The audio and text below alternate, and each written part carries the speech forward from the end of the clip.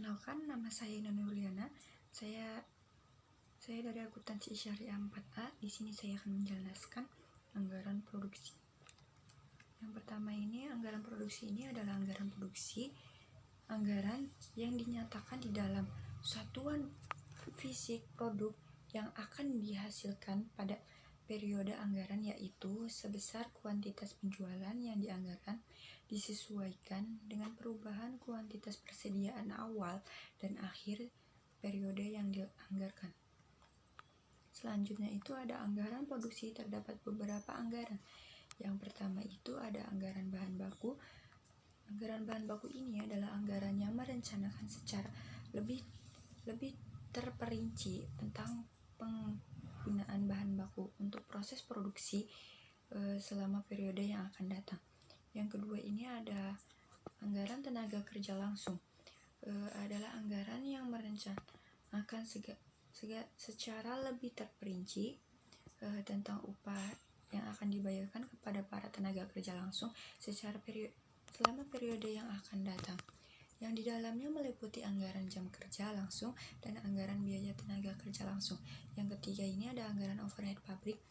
Adalah anggaran yang merencanakan beban pabrik tidak langsung selama periode yang akan datang, yang meliputi rencana tentang jenis biaya tidak langsung, jumlah biaya tidak langsung, dan waktu biaya tidak langsung tersebut dibebankan, yang masing-masing bagian dikaitkan dengan tempat atau departemen produksi dan departemen jasa biaya tersebut terjadi.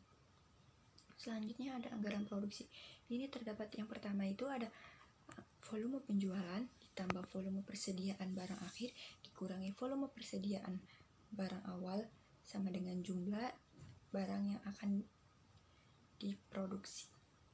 Selanjutnya itu ada metode penyusunan produksi. Yang pertama itu ada metode produksi stabil. Suatu metode di mana perusahaan menetapkan volume produksi yang relatif sama dari bulan ke bulan, kecuali untuk bulan tertentu yang volume penjualannya lebih tinggi.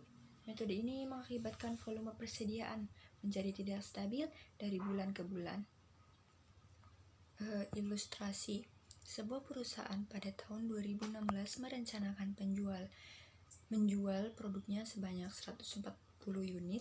Jumlah persediaan awal Januari diperkirakan sebanyak 20 unit, sedangkan persediaan akhir tahun sebanyak 25 unit. Dari total volume yang dianggarkan sebesar 140 unit dalam setahun direncanakan akan dijual dalam 12 bulan operasi dengan rincian sebagai berikut. Yang pertama ini ada bulan Januari itu terdapat 20.000 unit, volume penjualan 20.000, Februari 21.000, dan Maret 21.000, April 19.000, Mei 17.000, Juni 15.000, Juli 12.000, Agustus 11.000, September 14.000, Oktober 16.000, November 17.000, dan Desember 19.000. Maka untuk tahun 2016 perusahaan harus memproduksi barang sebanyak 187 unit yang berasal dari volume penjualan itu 140.000, volume persediaan 20.000, volume persediaan awal tahun 25.000, dan volume penjualan 185.000.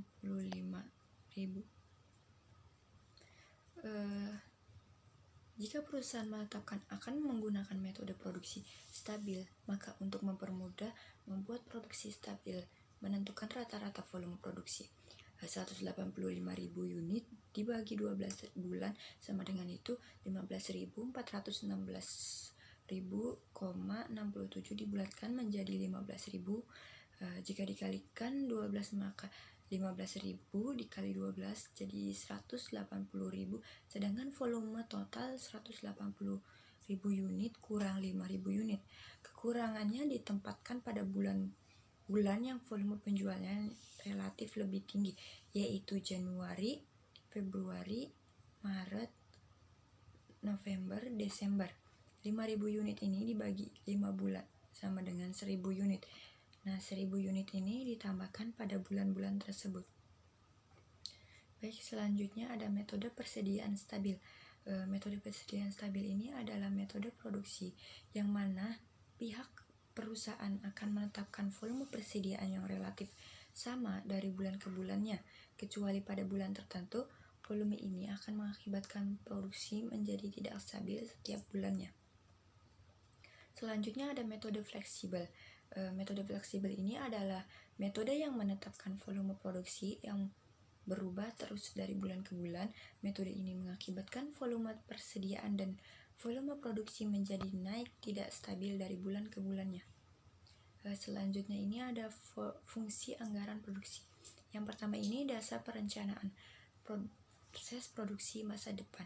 Anggaran yang disusun dengan baik membentuk dasar untuk perencanaan di organisasi manapun. Anggaran menunjukkan jumlah unit yang harus dibuat sehingga tidak memperhitungkan biaya produksi. Dengan demikian membantu untuk merampingkan proses produksi, pemanfaatan mesin, penjadwalan yang tepat yang sama. Selanjutnya ini ada membantu dalam mengambil keputusan manajerial. Utama anggaran produksi merupakan kunci dari anggaran pembelian bagi manajemen. Pembelian bahan baku dan bahan habis pakai sepenuhnya bergantung pada